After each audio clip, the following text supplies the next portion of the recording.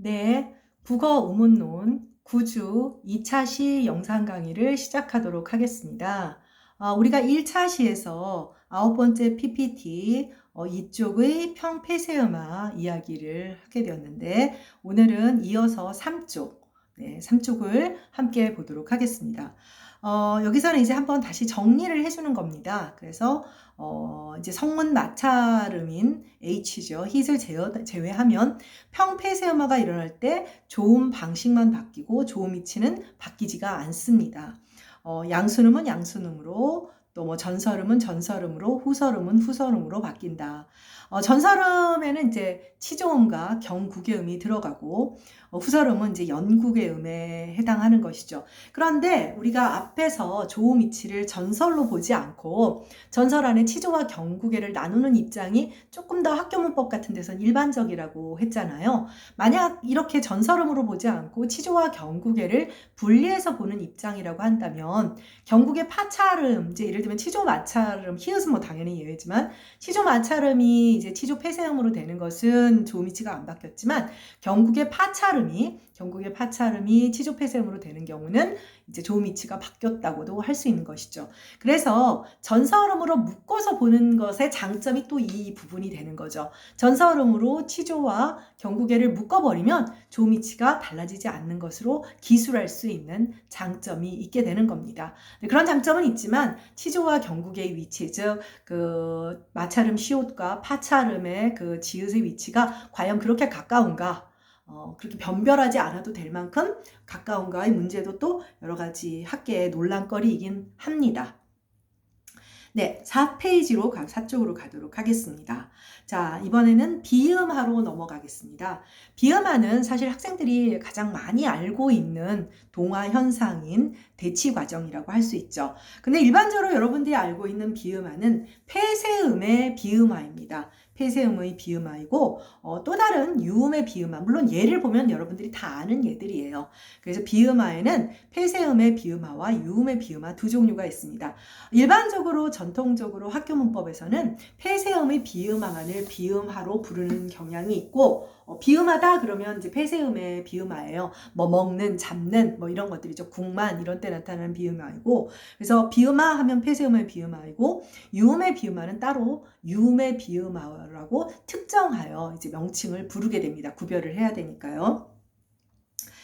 기본적으로 이렇게 동화 현상들 같은 경우는 음절 연결 제약, 우리가 앞에서 배웠었죠. 그러니까 음절 연결 제약이 결국 음소 배열 제약이라고 했잖아요. 어떤 특정의 분절음들이 음소 목록 속에 다 가능한 목록으로 들어가 있더라도 그냥 다 연결만 하면 가능한 한국어가 되는 것은 아니죠. 그렇기 때문에 어떤 분절음과 분절음은 연결될 수 없는 제약이 언어마다 다 다릅니다. 그래서 한국어에서는 폐쇄음과 비음의 연세를 허락하지 않아요. 그러니까 비음 앞에서 폐쇄음이 발음이 안 됩니다. 그러니까 뭐 예를 들어 먹 하고 휴지를 두고 는 하지 않는 다음에는 그때는 이제 자연스러운 발화가 아니니까요. 그래서 폐쇄음과 비음의 연세에서 선행하는 폐쇄음이 비음으로 교체하는 현상이고 이것은 국어에서 폐쇄음 플러스 비음의 연세가 부적격하다는 허락할 수 없다는 음절 연결 제약 때문에 나타나는 현상이죠. 뭐 얘들은 여러분들이 너무나 잘 알 테니까 넘어가도록 하겠습니다.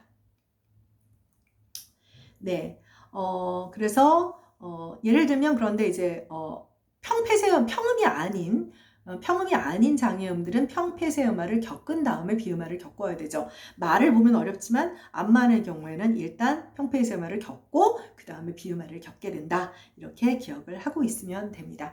자, 이런 현상은 다른 언어에도 다 있을 것 같아요?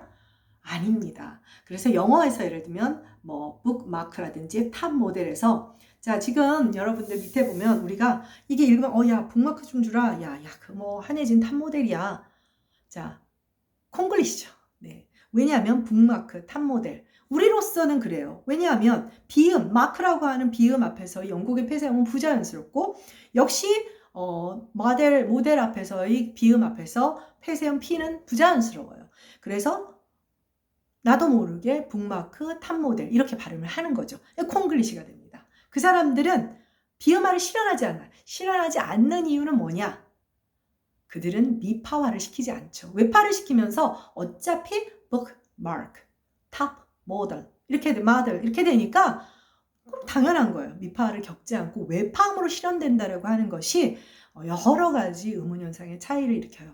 그래서 우리가 의문론을 배우다 보면 다른 언어를 배운다는 것, 그리고 언어 습득의 시기가 지난 다음에 학습으로서의 발음 교정이라고 하는 것이 얼마나 어려운지. 왜냐하면 모국어를 습득하면서 우리는 그 언어 지식을 internalized, 내재화시켜요. 이게 내재화시킨다는 건 뭐냐면 고착이 되는 거예요.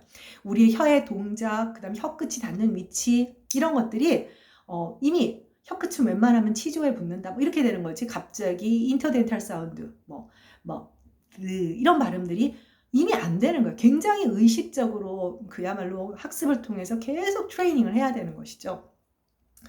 근데 이런 사실들은 사실은 외파나 미파 같은 경우는 여러분들처럼 이제 전문적으로 좀 배워야 하기 때문에 사실 한국어의 이 미파적 속성이 우리가 다른 외국어를 배울 때 자연스러운, 왜냐면 다른 많은 언어들은 미파보다는 외파를 하거든요. 외파를 한다는 거예요. 그렇기 때문에 어렵죠. 그럼 반대로, 자, 옛날에 우리가 참 못 살던 시절 남의 나라 언어를 배우기에 급급할 때라면 우리 걱정만 하면 되지만 지금은 어떻죠? 전 세계에 많은 사람들이 한국어를 배워요. 그럼 상대적으로 그들은 뭐가 어려울까요? 자연스럽게 암만 눈을 우리가 생각하는 것처럼 자연스럽게 발음하기가 어렵다는 거죠. 네.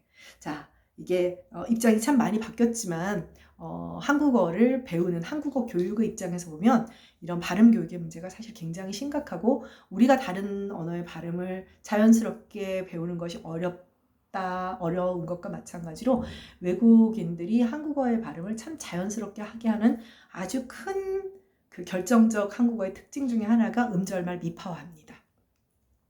네, 다음 페이지로 가도록 하겠습니다. 네, 이제 유음의 비음화라고 하는 게 있어요. 유음의 비음화는 여러분들이 딱 예를 보고 아마 출력을 하거나 미리 본 사람들, 아, 맞아, 이런 생각을 많이 했을 거예요. 유음의 비음화는 폐쇄음이나, 근데 이거는 조건이 뭐냐면 폐쇄음 뒤에 오는 리을 혹은 비음 뒤에 오는 리을이에요. 그래서 폐쇄음이나 비음 뒤에 리을이 니은으로 교체하는 현상이에요. 그래서 이거는 환경이 폐쇄음일 때도 있고 비음도 있고 그러니까 그냥 리을이 니은으로 바뀌는 거잖아요. 그래서 유음의 비음하다 이렇게 부릅니다. 이 현상은 음절 연결 제약에 따라 폐쇄음이나 비음 뒤에 리을이 올 수 없기 때문에 나타나는 현상이지만 이건 동화는 아니에요. 동화의 속성으로 설명할 수 없는 아주 독특한 현상이에요. 독특한 현상이고 외래어나 한자어의 경우에 나타납니다. 고유어에 나타나는 현상이 아니라 외래어나 한자어에 나타나는 현상이에요. 사실 이제 그 형태론, 단어 형성, 워드 포메이션 문제에서는 한자어를 많이 다루고 있는데요. 한국어 발음의 문제에서는 이제 조금 전에 말했던 배주채 선생 같은 분이 이제 한자어의 발음에 대한 이야기를 많이 하고 있습니다만은 어떤 한자어의 의문론적인 특성에 대해서 포괄적으로 아직은 포착하고 있지 못해요. 왜냐하면 굉장히 좀 예측 불가의 면들이 좀 있거든요.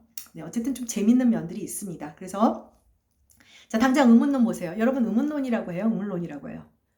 답을 말해줄까요? 여러분 지금부터 한번 하루만 의식해서 보세요. 어떨 때는 의문론이라고 그랬다가 어떨 때는 의문론이라고 해요. 자유변이 프리베레이션을 합니다. 설능이라고 했다가 선능이라고 했다가, 네, 이런 것들이 굉장히 많습니다. 그래서 비음 다음에 심리, 이거는 그런 문제가 없죠. 의문론, 의문론. 이제 뒤에 가서 또 한자어 문제를 조금 간단하게 보게 될 거예요. 의문론의 경우에는 이제 유음의 비음화는 아니죠. 이거는 유음화를 겪은 거. 나 이따 유음화 배울 텐데 유음화를 겪은 거죠. 근데 이게 두 개가 이랬다 저랬다 왔다 갔다 쓰는 경우가 있죠. 유음의 비음화에 해당하는 예는 의문론으로 실현되는 경우가 아니겠죠. 그 다음에 폐쇄음 뒤에 리을이 오는 경우는 이제 빨간 글씨의 과정을 거치는 거예요. 격부담스 리을이 니은이 된 다음에 그 니은에 의해서 비음화가 일어나는 거죠. 그러니까 우리가 표면에서 접하는 경리만 보면 유음의 비음화를 확인할 수 없지만 도출 과정에 분명히 존재하는 거죠. 압력도 마찬가지죠. 압력이었다가 역시 비음화를 거치게 됩니다. 폐쇄음과 유음의 경우는 리을이 니은으로 교체한 후 다시 폐쇄음의 우리가 앞에서 배웠던 그러니까 유음의 비음화를 거치고 다시 폐쇄음의 비음화 유마를 겪게 된다는 것을 기억을 해야 됩니다. 그래서 한자어의 의문동 문제를 다루는 것이 얼마나 어려운지 단편적으로도 아마 여러분들이 볼 수 있을 거예요. 네, 다음 페이지로 가도록 하겠습니다. 조금 전에 이제 한자어뿐 아니라 외래어의 경우에도 외래어, 그러니까 전형적인 외국어가 아니라 우리에게 수입되어서 외래어로 정착되어서 대체할 만한 고유어가 혹은 한자어가 없는 경우들이죠. 예를 들면 한라인 같은 경우죠. 여러분들 한라인이라고 해요. 한라인이라고 해요. 어떤 사람은 한라인이라고도 하는 사람이 있다고 하더라고요. 그래서 원래대로 자, 외국 사람들이 아무 문제가 영어권 하자는 문제가 될 게 없어요. 왜? 외파라니까 hotline 하면 되겠죠. hotline. 그러니까 무슨 뭐 유음에 비음하니 이런 게 해당될 이유가 없는 거예요. 그럼 우리는 어떻게 돼? 우리식의 콩글리시 외래어로 정착한 발음은 핫라인에 그 다음에 유음에 비음화를 거쳐서 한라인 그 다음에 완전 이렇게 바뀌게 되는 거죠. 네, 이렇게 되는 겁니다. 이제 그래서 굉장히 그 유음의 비음화 문제는 외래어와 한자어의 경우에 해당해서 좀 불규칙한 경우도 많고 공시적으로 의문규칙으로 포착하기는 어렵지만 굉장히 생산적으로 등장하고 있는 현상이에요. 자, 영어, 중국어, 일본어에서는 유음의 비음화가 일어나지 않습니다. 폐쇄음이나 비음 뒤에 그대로 발음을 해요. 이제 이유는 아까도 말했죠. 외파를 하기 때문에. 상대적으로 그렇기 때문에 한국어 하자는 이제 원어민처럼 발음하는데 어려움을 겪는다. 자, 여러분 이 only라는 발음이 only예요, only예요. 정말 어려운 발음입니다. 뭐 햄릿 뭐 한번 여러분들이 알아서 잘 발음해 보세요. 네, 중국어, 일본어. 네. 그러니까 우리한테 일어나는 의문 현상이 다른 언어에도 다 일어나는 것은 아니고 같은 비음화나 유음화가 있다고 하더라도 뭐 유형도 다르고 또 방향성도 다르고 앞에서 배웠던 동화 유형에서 차이가 난다는 것 기억을 해주기 바랍니다. 네, 다음 페이지로 가도록 하겠습니다. 네, 유음화가 나왔습니다. 유음화는 이제 이 유음화의 유형은 한 유음화라고 우리가 물론 앞에도 비음화도 폐쇄음의 비음화와 유음의 비음화가 있었지만 유음화도 또 두 가지 유형으로 구별이 됩니다.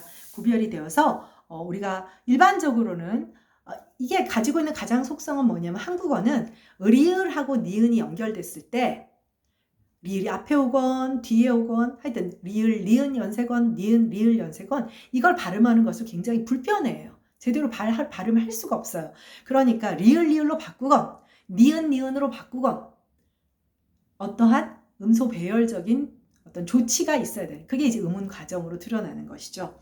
자, 유음화는 유음으로 바꾸게 되는 거예요. 그래서 리을의 앞이나 뒤에 리을의 앞이나 그러니까 리을 앞에 올 수도 있고 리을 뒤에 올 수도 있고 앞이나 뒤라고 했으니까 이거는 우리가 동화 유형에서 순서가 있었죠. 그러니까 결국 유음화는 역행 유음화도 있고 순행 유음화도 있다라는 것을 여러분들이 알 수 있는 겁니다.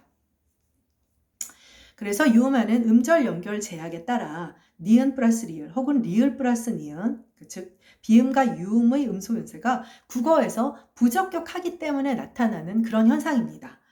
유음화는 아까도 말했지만 동화의 방향에 따라 두 가지 유음화로 구별이 됩니다. 순행적 유음화가 있고 역행적 유음화가 있어요. 순행적 유음화는 당연히 리을 뒤에 오는 니은이 리을로 교체하겠죠. 그러니까 동화주인 리을이 앞에 있고 역행적 유음화는 리을 앞에 유음 앞의 비음이 리을, 즉 동화주인 유음이 뒤에 있는 현상을 말하겠죠. 다음 페이지로 가도록 하겠습니다.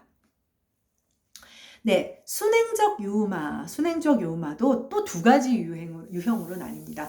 그러니까 순행적 유음화는 동화주가 앞에 있는 건데 우리 앞에서 동화 유형 가운데 직접 동화와 간접 동화가 있었잖아요. 그래서 유음화에 합성어에서 일어나는 것은 직접 동화고요. 그 다음에 용언 어간말의 활용형에서 나타나는 것은 이제 간접 동화로 등장을 하게 돼요. 그러니까 그 문법적인 범주가 달라요. 네. 그래서 순행적 유음화는 합성어를 만들 때 뭐 이렇게 파생어가 됐건 복합어가 됐건 달림, 설날, 일년처럼 이런 경우에는 유음화는 계제자음이 없이 계제자음이라고 하는 것은 계제자음일 수도 있고 계제모음일 수도 있는데 계제음이죠. 근데 여기는 어떤 특히 이제 왜 계제자음이라고 했냐면 밑에 용언 어간의 경우 계제자음이 있거든요. 어떤 계제된 자음이 없는 그런 순행적 유음화예요. 어가 첫 음절에 선행하는 음절의 유음에서. 그래서 순행적 유음화의 경우에는 이렇게 합성어를 만들 경우에는 계제자음이 없는 순행적 유음화고요. 반면에 널레, 할른, 읽는과 같은 자음군 리을 비읍, 리을 티읕, 리을 히읗 이들 자음군 우리가 겹받침으로 쓰는 자음군을 어간에 용언 어간의 말음으로 하는 경우에는 자음군 단수나는 뭔가 모음사의 자음이 3개는 올 수 없으니까 자음의 그 3개의 자음 중에 하나를 떨어뜨리는 거, 탈락시키는 거. 자음군 단순화는 탈락규칙에서 배우게 됩니다. 탈락규칙이죠. 뭐 자음군 왜 자음 탈락이라 안 하냐. 용어의 simplification이라는 영어를 그냥 번역해서 지금까지 그냥 쓰고 있는 것 같아요. 자음군 단순화로 리을로 바뀌면 순행적 유음화를 실현하게 돼요. 자, 그러니까 일단 널따에다가 내가 붙으면 비읍이 탈락하고 그 다음에 유음화. 할른도 티읕이 탈락하고 유음화. 읽는도 히읗이 탈락하고 유음화. 네, 그래서 자음군 단순화를 겪고 그 다음에 순행적 유음화를 겪게 됩니다. 이런 것은 탈락한 비읍, 티읕, 히읗이 모두 처음에는 어간과 어미가 결합할 때 계제자음이 있었던 상태가 되죠. 그래서 같은 순행적 유음화지만 계제자음이 있는 그런 환경적인 특성을 가지고 있는 유음화입니다. 네, 다음 쪽으로 가도록 하겠습니다. 네, 역행적 유음화의 경우입니다. 역행적 유음화는 고유어가 아닌 한자어에서 나타나는 속성을 가지고 있어요. 그래서 역행적 유음화는 주로 이음절의 한자어에서 잘 나타납니다. 한자어에서. 그래서 논리, 신라, 인류, 설릉. 네, 그래서 이렇게 나타나는 게 대부분인데, 자, 하나, 설릉을 선릉이라고도 하죠. 설릉을 선릉이라고도 하죠. 그리고 또 한 가지, 신라는 신라인데요. 여기다 면자면 뭐죠? 우리 좋아하는 라면이죠. 신라면이라 그래요? 신라면이라 그래요?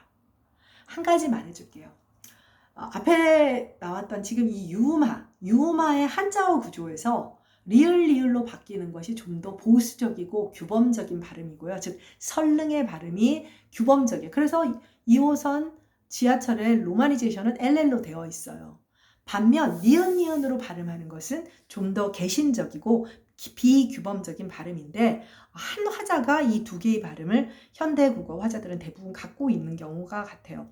뭐 보니까 우리 아들은 자기는 뭐 하늘이 무너져도 설릉이라고 하는데 상대적으로 좀 더 보수적인 발음을 갖고 있다라고 할 수 있죠. 근데 선생님은 좀 선릉 이런 걸 더 선호하는 것 같아요.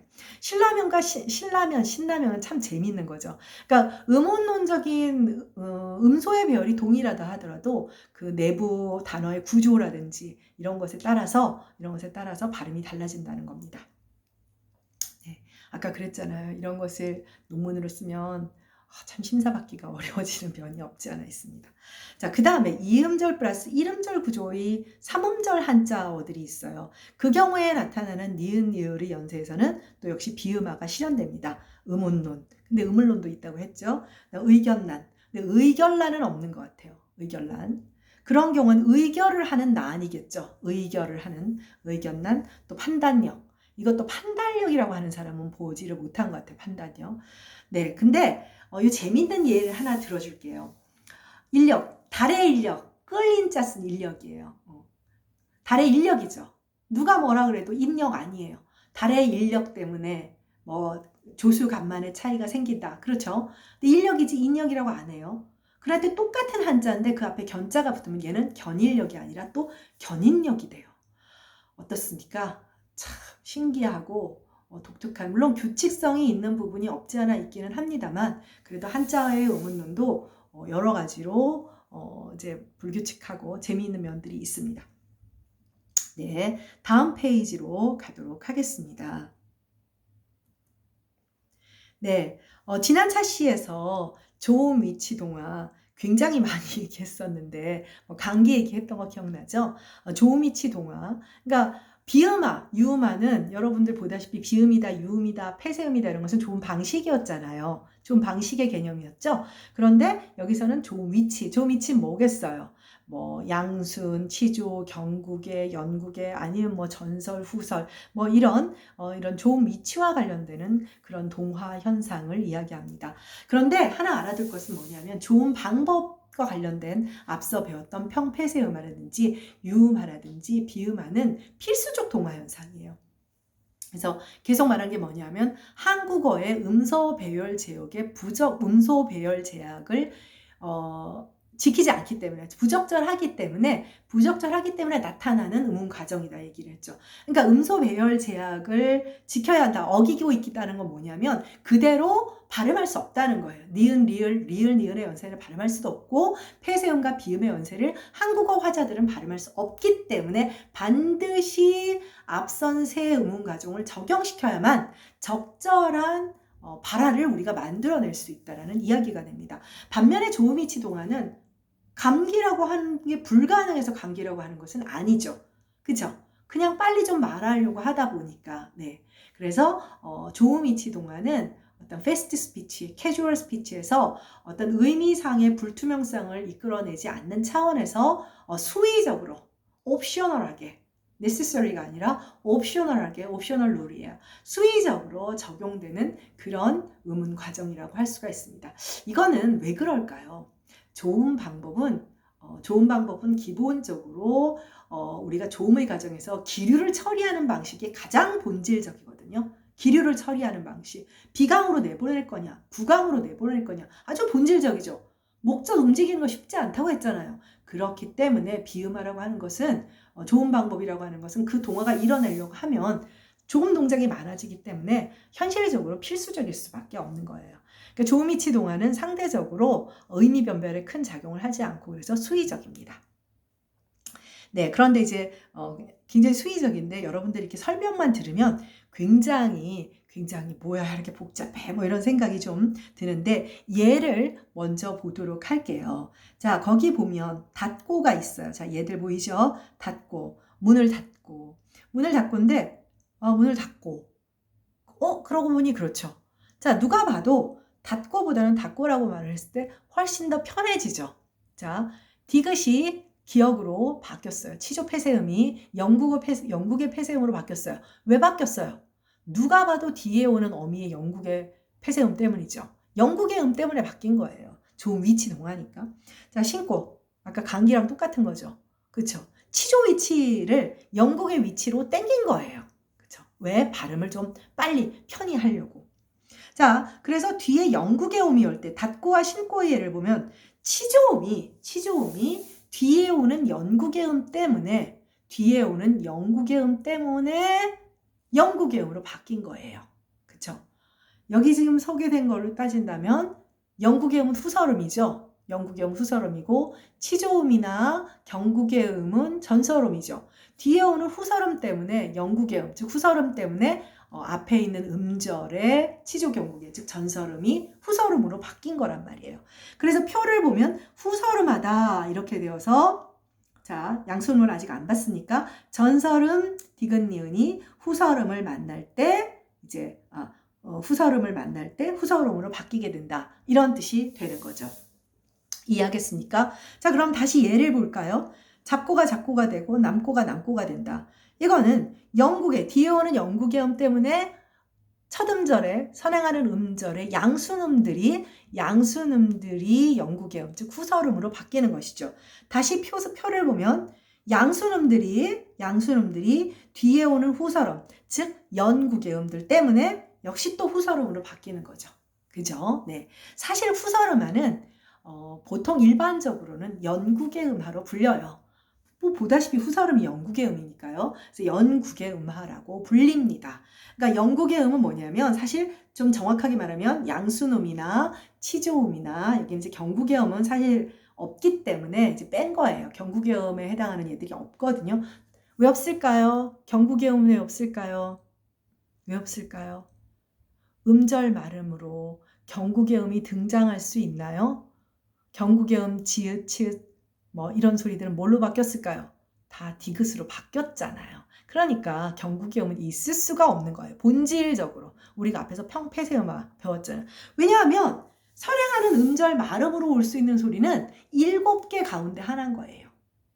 이해하겠습니까? 네, 그러니까 사실은 전설음은 치조음밖에 남는 것이 없겠죠. 네, 그러니까 앞쪽에서 나는 소리죠. 양순이나 치조음들은. 근데 뒤에 뒤쪽에서 나는 영구계음이 뒤에 오면 영구계음으로 바뀌는 거예요.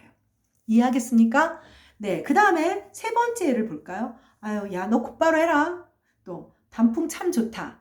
자, 이거는 환경이 어때요?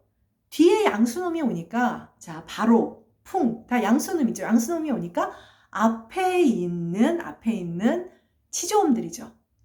표해대로는 전설음들이 양수놈으로 바뀌는 거예요. 그래서 양수놈하는 양수는 앞에서 디귿 니은과 같은 전설음들이 정확하게는 치조음이죠. 치조음들이 양수음으로 바뀌는 현상입니다. 그러니까 조음이치가 바뀌는 거예요. 네. 자, 여기서 기습 질문 하나. 의문론적 강도 배웠죠. 의문론적 강도 배웠어요. 자, 동화주가 있어요. 동화음이 있죠. 동화를 시키는 녀석이 있고 동화당하는 피동화음이 있죠. 동화를 시키는 동화주와 피동화음 가운데 누가 세낼까요? 누가 의문론적 강도가 강력한 아이일까요? 동화주겠죠. 여러분들 금목자적 근주자적 몰라요? 센 놈한테 물드는 거예요. 그러니까 주변에 나쁜 사람 있으면 나쁜 사람한테 물들 수도 있으니까 좋은 친구 사겨라 그러는 거죠. 즉 동화주 즉 비음하다 그럼 비음이 센 거야. 폐쇄음보다. 유음하다 그럼 유음이 비음보다 센 거예요. 의문론적 강도가. 그러면 여기서 조음이치 동화에서는 누가 의문론적 강도가 센 건가요? 영구계음과 양수음이 센 거죠. 그리고 양수음과 영구계음 중에서는 누가 센 거예요? 양수음이 영구계음을 바뀌죠. 그럼 누가 제일 세죠?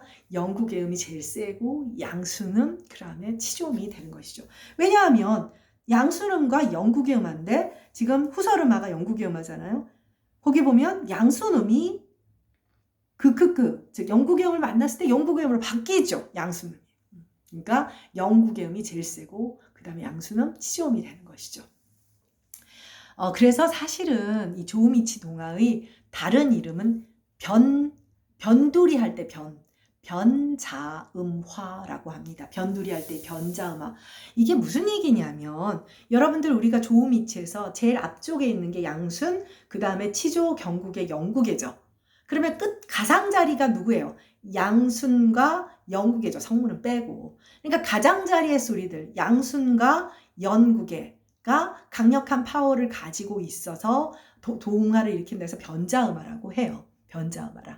변자음화라고 했는데 이제 그것도 약간 일본식 표현이라 해서 이제 조음이치 동화라고 이제 정해졌죠. 결과적으로 이러한 그 동화가 일어나는 이유는요. 우리가 혹시 앞에서 여러분들 음향자질, 치찰성, 공명성 이런 거 배웠던 거 기억나요? 기억나죠? 기억 안 나면 안 되는데 기억날 겁니다. 그런데 이런 음성학의 자질들이 동화의 중요한 어떤 일종의 모티베이션이 되는 대표적인 것이 조음이치 동화예요. 무슨 얘기냐? 우리가 조음성학에서 차원에서 보면 양순, 치조, 경국의 영국의 우리가 지난 시간에 선조적이다, 리니어하다 이런 얘기를 했잖아요.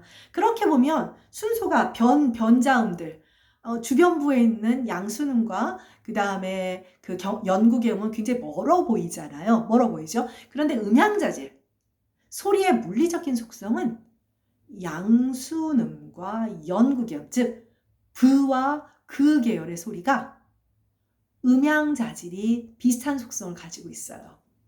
둔중한 소리예요. grave라고 해서 G-R-A-V, grave라고 부릅니다. 둔중한 소리, 좀 주파수 대역이 낮은 소리예요. 둔중한 소리고요. 그리고 상대적으로 치조와 경국의 음, 시옷, 지읒 이런 소리들은 acute, A-C-U-T, acute, 날카로운 소리.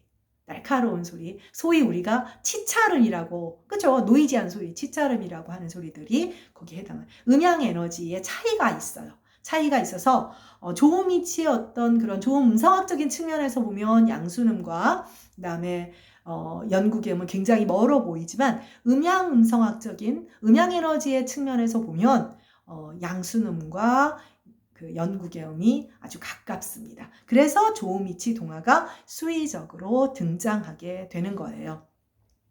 이것도 이제 나중에 아직 그 변별적 자질 얘기를 할 때 다시 한번 나오게 되기 때문에 여기서 여러분들이 순차적으로 꼭 기억해야 할 것은 조음, 위치, 동화에 대한 개념만 정확하게 이해하고 있으면 됩니다. 그래서 거기 첫 줄에 정리를 하면 후설음, 즉 연구개음 앞에서 이제 양수음 부류나 치조음 부류가 연구개음으로 또 양수음과 치조음이 연구개음으로 바뀌고 양수음 앞에서 이제 치조음이나 치조 폐쇄음이나 치조 비음이 이제 양수음으로 바뀌게 되는 것이죠. 이것을 조음이치 동화라고 한다. 네. 뒷자음의 조음이치에 동화되는 것이다. 그렇게 기억을 하면 될 것 같습니다. 다음 페이지로 가도록 하죠. 네, 그래서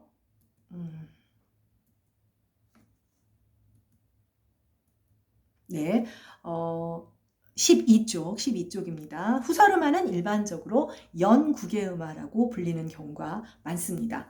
일반적으로 조미치 동화는 비음화나 유음화와는 달리 수의적인 동화 과정이고요. 비동화음이 양순음일 때보다는 전설음일 때 더 빈번하게 실현돼요. 근데 그건 당연한 거죠. 왜냐하면 음원론적 강도 얘기를 했었잖아요. 네, 그렇고 조미치가 실현된 발음은 당연히 비표준 발음이기 때문에 표준 발음이 아닙니다. 다음 페이지로 가겠습니다. 네, 통시적으로 조음이치 동화가 일어나가지고 형태가 변한 단어들 몇 개가 있어서 소개해 줄게요. 뭐 승겁다, 승겁다. 승겁다가 승겁다가 된 건 이제 조음이치 동화가 여기에 일어났죠. 제2음절의 영국의 폐쇄음에 영향을 받아서, 그리고는 전설음화, 이제 근대국어 시기에 가면 이제 특히 음호음이 뭐 질다가 된다든지 뭐 이런 식으로 바뀌는 것들이 굉장히 많아요. 전설모음화라고 해서 싱겁다로 바뀌고, 삼기다, 상기다. 여기가 이제 조음이치 동화가 일어난 거죠. 그리고 음나우트에 의해서 생기다가 일어납니다. 그리고 이제 그 사과해야 되는 능금 있죠. 림금, 이거 임금의 닌금 아니에요. 닌금. 그 다음에 이제 능금이 된 것은 이제 의가 된 거는 또 다른 것이고, 이제 능금이 된 것은 이제 제2음절의 영국의 폐쇄음 때문에 능금이 된 겁니다. 그리고 여러분들 아마 이거 제 그 공무원 시험에 이런 거 내가 참 많이 들리는데, 야 치고받고 해라. 야 쟤네들 치고받고 난리 났다. 굉장히 많은 사람들이 치고받고로 오해하는 경우가 있는데, 원래 치고받다라고 하는 용어는 어간이에요. 그러니까 치고받고죠. 네. 근데 치고받고로 오해하고 이건 비표준어예요? 표준어 아니에요. 이렇게 된 이유는 뭐? 자, 제3음절의 말음, 전설음이죠? 치조음이죠? 이 녀석이 후 제4음절의 영국의 폐쇄음에서 조음이치가 동화가 되고, 이제 그 어원의식이 흐려지면서 비표준적인 발음을 이제 우리가 오해하게 되는 경우가 있습니다. 비표준어니까 착각하면 안 돼요. 네, 수고했고요. 3차 시에서 경음화를 살펴보도록 하겠습니다. 수고했습니다.